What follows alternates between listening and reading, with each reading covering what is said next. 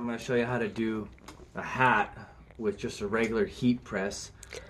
You'll see later on when I do the review on this heat press, the hat attachment that came with it isn't very good. So this is another technique I learned. So you get your stencil on there, get it all nice and lined up. Use heat tape, that's really important for this. And then you're going to want to take a towel and a glove so your hand doesn't get too hot. Put another towel on top of your heat press. And then you're going to kind of just hold it there for about your 7 seconds that you would if it was pressing normally, and then roll a little and hold it there, and then roll to the end.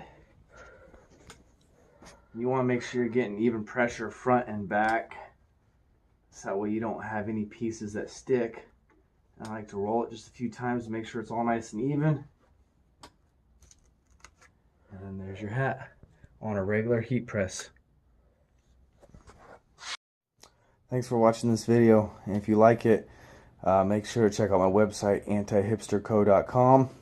It's where you can get the hats, shirts, other merch, female and male clothing. Also check out the Instagram, Anti-Hipsterco, and also on Facebook. Hit the subscribe button down below, watch a few videos, and then leave some comments of what you think of my line of videos. Thanks.